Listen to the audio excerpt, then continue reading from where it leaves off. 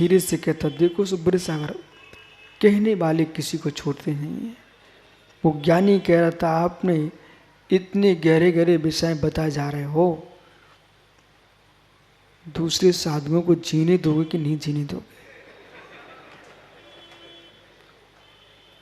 हमारे निर्मल कोठी तो मालूम शाम को धीरे से कान में बोलते, महाराज जी क्यों अपने शत्रु बना रहे हो इतना सत्य बोल करके? नहीं मित्र, मैं किसी को शत्रु नहीं बना रहा हूं। यदि मैं नहीं बताऊंगा तो मैं आपका शत्रु जरूर कहलाऊंगा। मैं आपका मित्र हूं, उनका भी मित्र हूं। जो इसे नहीं समझ रहे हैं, वो नहीं समझा रहे हैं, उनका मैं मित्र हूं। कम से कम जब से समय देशना का प्रकाशन हुआ तो बड़े बड़े लोगों ने समय सार को पढ़ना तो प्रारंभ किया। जो समय सार का मात्र विरोध के अलावा कुछ नहीं करते थे, वे भी समय सार उपदेश करने लगे। पन्ने तो पलटाए। एक दिन भारली बोले, रतन हुक्मचंद जी भारली मेरे से बोले महाराज जी, जब कोई विशेष आवश्यकता पड़ती है तो मैं समय देशना में भी पलटता हूं। आचार्य विद्यानंद महाराज जी, जिनके अभी अभी से लेखना हुई है, दिल्ली में उन्होंने कुंद कुंद भारती में समय देशना के भाग मंगाए। विशुद्धमती माता जी, विदुषी माता थी आर्का, अपनी समाधि के काल में सारे ग्रंथ बंद कर दिए जीव ने। जिस जीव ने राजवार्तिक जैसे ग्रंथ का टीका किया हो, वो जीव संलेखना के काल में मालूम समाधि तंत्र अनुशीलन। सुपार्श्वती माता जी, सुपार्श्वती माता जी समय समाधि तंत्र अनुशीलन जैसे ग्रंथ को संलेखना के काल में वही सुन रही थी। तो मुझे लगा कि आचार्य विराग सागर जयवंत हूं, मित्र जिन्होंने ऐसी विद्या दी कि उस विद्या का उपयोग यदि अंतिम समय में छपक लोग करें तो उसे क्या आनंद नहीं हो सकता है। ज्ञान अपना नहीं है, जिनवाणी अपनी नहीं है, जिनवाणी शाश्वत है। आप लोग विकल्प मत करना इस ग्रंथ को पढ़ूं कि नहीं पढ़ूं, क्योंकि विशुद्ध सार का नाम लिखा है, आप नाम हटा देना लेकिन जिनवाणी पढ़ना। क्योंकि आगम जो है न मेरा है न महावीर स्वामी का है, यानी हम वर्तमान कर्तव्य की दृष्टि से कर्ता हो सकते वर्तमान स्वामी, और उसको मैंने निबंधित कर लिया है, इसलिए तुम कर्ता बनाते हो। पर सत्य यह है कि शाश्वत वस्तु के स्वभाव को कौन लिख सकता है, कौन बना सकता है? वो तो जो है सो है।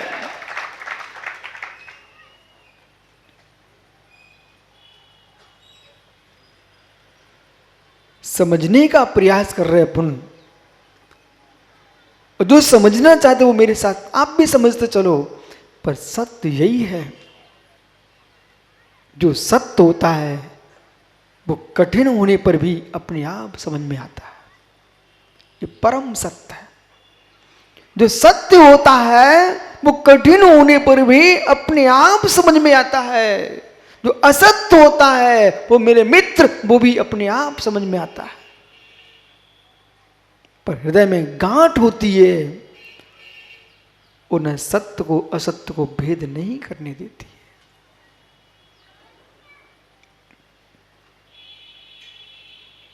दृष्टा जो है, दृष्टा जो है ज्ञानी सुखानंद जी, आप भले अपने आप को अज्ञानी कहो, पर मेरे मित्र मैं तो ज्ञानी ही कहूंगा। राजेश भैया, अज्ञानी हो आप, फिर भी मैं आपको ज्ञानी कहूंगा। बोले ऐसा आप झूठ नहीं बोल रहे क्या? ऐसा प्रश्न करो आप तो। जब मैं अज्ञानी हूं फिर आप मुझे ज्ञानी कहोगे, जिद पकड़े बैठे हो, क्योंकि एक शब्द भी मेरे पास आ चुका है। वो सब खोजबीन खिलाता राकेश पंडित, बोले लोग ऐसा भी बोलते हैं कि विशुद्ध सागर इतने जिद्दी हो चुके हैं कि वे अज्ञानियों को ज्ञानी कहना छोड़ नहीं रहे हैं। और एक नया शब्द सुनने को आया, बोले इतने ढीठ भी हो चुके हैं, वे छोड़ नहीं रहे हैं। हम कि अहो ज्ञानी, जब तू अज्ञानता में ढीठ हो रहा है, जो कि तेरा स्वभाव नहीं है, तो मैं तो स्वभाव में ढीठ हूं, और ढीठ बने बिना यानी भगवान सिद्ध बन नहीं सकते हैं। ढीले मत हो जाना, ढीठ बन के जीने संजय पहाड़े। ढीठ आदमी ही कुछ कर सकता है, भीरू क्या कर पाएगा।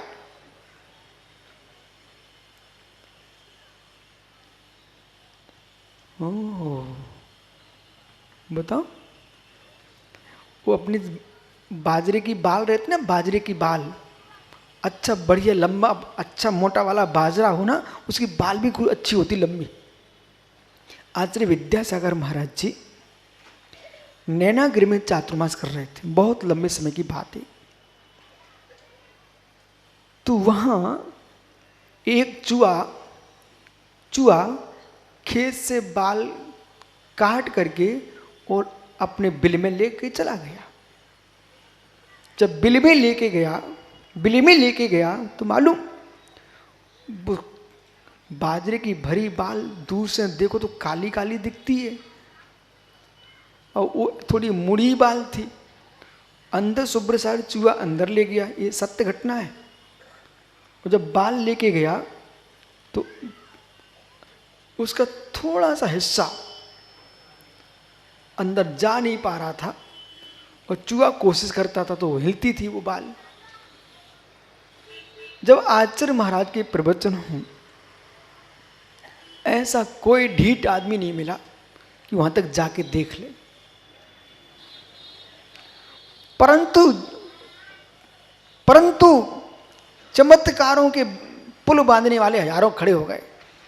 बोले जब जब आचार्य महाराज प्रवचन करते हैं तो एक सांप प्रवचन सुनने आता है, जब जब स्वामी प्रवचन करते हैं तो सांप प्रवचन सुनने आता है। अभी ये बात मुझे बताई क्षमासागर महाराज ने। बोले महाराज विशुद्ध सागर महाराज, बात ऐसी होती है, हम लोगों ने कहा भी कि भैया बाल है देख के आओ। बोले नहीं, आप तो महाराज ऐसे कहते रहते हो, तो सांप है। एक सागर के पास बांदरी, तो बांदरी में दिन के 12 बजे में सामायिक करने बैठ गया। ठंडियों का मौसम था, और उसी बीच में ठंडियों में क्या होता है कि मधुमक्खियां अपने स्थानांतरण करती रहती हैं। तो वहां से मधुमक्खियां निकली बहुत ज्यादा। मैं बैठा रहा तो उनकी बीट जो थी ना, कुछ कच्चे मकान थे, खपरेल थी, वो करके निकल गई। उनकी बीट होती चंदन जैसी पीली, केसर जैसी। अब मालूम स्वयं मैं बैठा, तब लगता कि अज्ञानियों को समझाना कितना टेढ़ी खीड़ है, और श्रद्धा के नाम पर कितना मिथ्यात्व फैलता है। वो बीट करके मक्खियां निकल गई। अब मैं तो सामायिक में था, जैसे उठा हल्ला शुरू। बोले गुरुजी सामायिक कर रहे थे, वहां चंदन की वृष्टि हुई, केसर बरसी, और चमत्कार शुरू हो गया। अब देख रहे साक्षात मैं भरे मंडप पर हजारों लोगों की भीड़ थी। मंडप में रजवास में पंचकर्ण गजरत था। बे भाई साहब रजवास वो बांदरी के ज्ञानी एक खपरा उतार करके मंडप में पहुंच गए, और जहां गजरत की फेरी में लाखों की भीड़ पहुंच चुकी थी, वहां दिखा रहे सबको, देखो विशुद्ध सागर महाराज सामा कर रहे थे, तो यहां चंदन की वर्षा हो रही थी। उनकी परमेश्वर है, मेरे से तो मिलने जब तू हल्ला कर रहा है। छत्तीसगढ़ में डोंगरगढ़ एक तीर्थ है, तो डूंगरगढ़ में भी मित्र सुबह 6 बजे एक दुर्ग का श्रावक आया, वो सोने के फूल चढ़ा के चला गया, सोने के पुष्प चढ़ा के चला गया सुबह 6 बजे। और इसके बाद वहां के अध्यक्ष जी आए दर्शन करने के लिए, याद है शुभ्र सागर, बे उनने नमोस्तु किया और धीरे से फूल उठा ले गए। जब फूल ले गए, पुष्प सोने के थे वो, और उनने हल्ला मचा दिया। बोलो गुरुजी ध्यान में लीन थे तो देवों ने आकर के फूल चढ़ाए सोने के। ये बातें मैं आपको इसलिए बता रहा हूं, हे मित्र, इस प्रकार के चमत्कारों से प्रभावित होना, ढीठ बनना सीखो थोड़ा। यदि कोई ढीठ आदमी होता तो जाकर के देखता कि ये बाल है कि सांप है, समझ रहे ना? तो ऐसे आपको जीवन में दृढ़ता भी लाना पड़ेगी। अन्यथा ज्ञानी रस्सी के नाम पर तुम अपने घर में प्रवेश नहीं कर पाओगे, तुमने सांप समझ लिया तो। पड़ी होगी रस्सी और राकेश पंडित देख रहा सांप और चिल्ला रहा सांप सांप, पर रस्सी में सांप नहीं है, तुम्हारी दृष्टि में सांप है। तुम्हें रस्सी में सांप दिखता है, भगवान महावीर को तो सांप में भी सांप नहीं दिखता है।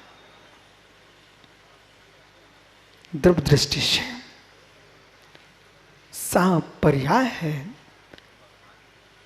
सांप पर्याय है, सांप पर्याय है, पर पर्यायी तो भगवान आत्मा ही है। फिर भी ज्ञानी इस बात का भी ध्यान रखना, नहीं तो मनोज छावड़ा जैसा पंडित पहुंच जाए, बोले आचार्य ने कहा था कि सांप में सांप नहीं, भगवान आत्मा है, पर पर्याय की प्रत्यक्ष देखना, उठा गले में डार मत लेना, नहीं डस लेगा। तेरी पत्नी कहेगी मेरे पति को इनने कटवा दिया विश्व सागर में, फिर तुम्हें पता चलेगा भगवान आत्मा कैसी है। अरे द्रव्य दृष्टि का भगवान अलग होता है और पर्याय से प्रकट भगवान अलग होता है। द्रव्य दृष्टि का भगवान दृष्टि का भगवान होता है, वो पर्याय से प्रकट भगवान पूजने का भगवान होता है।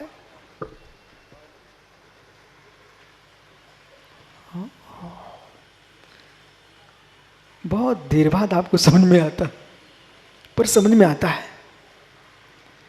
दृष्टि का भगवान और पर्याय का प्रकट परमात्मा। यदि आप पर्याय का प्रकट परमात्मा को स्वतंत्र नहीं स्वीकारते हो तो बहिरात्मा, अंतरात्मा, परमात्मा, ये तीन भेद आत्मा के ही हैं, कोई भिन्न वस्तु के नहीं है। मतलब इस प्रकार से जैसे बालक को समझाया जाता है, ऐसे आपको समझा रहा हूं कि मित्र समझो।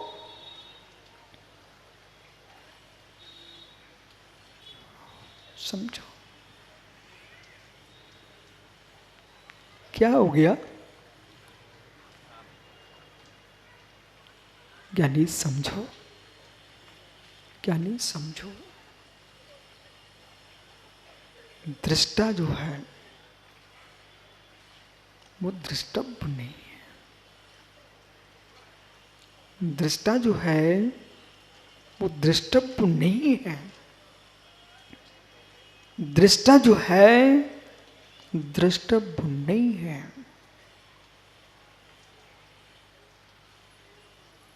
जो दृष्टव्य है वो दृष्टा नहीं है।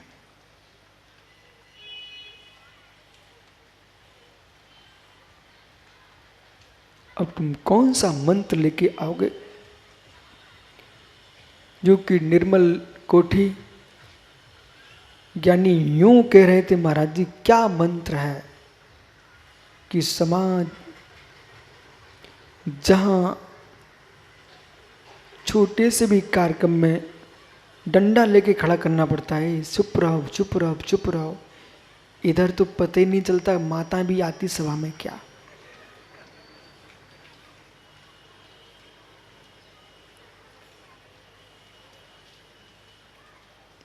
माता भी सभा में आती क्या? दो माँ बैठी हो शांत हो तो चमत्कार हो जाए। इस मंडप में तो हजारों माताएं भी रहती तब भी शांत रहती है। ये कोई जादू नहीं है न टोना है। अभी तुम देखो 1 मिनट में तुमने हंसा मुस्कुराए। हे ज्ञानी जो दृष्टा है वो दृष्टव्य नहीं है। देखा कुछ? यही मंत्र है। जो दृष्टा है वो दृष्टव्य नहीं है, जो दृष्टव्य है वो दृष्टा नहीं है।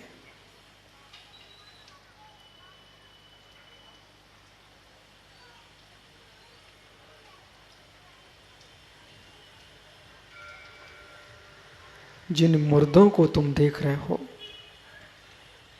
जिनके पीछे अपने आप का भान नहीं है, न मित्र न पत्नी का शरीर तेरा है, न तेरा शरीर तेरा है, खून पी मांस का लोथड़ा है। जिसके राग में जीव विकारों से विवल हो रहा है, जिसके पीछे जीव विकारों से विवल हो रहा है, पर हे मित्र, जो ज्ञाता है, जो दृष्टा है, वो दृष्टव्य नहीं है। मुझे छोड़ दीजिए आप। मेरा आपसे ही प्रश्न है कि शुभम आपने अपनी आत्मा को अपनी आंखों से कब देखा? इस भूतल पर ऐसा कोई ज्ञानी जीव दिखा दो छद्मस्त, जिसने अपनी आंखों से अपनी आत्मा को देख लिया हो।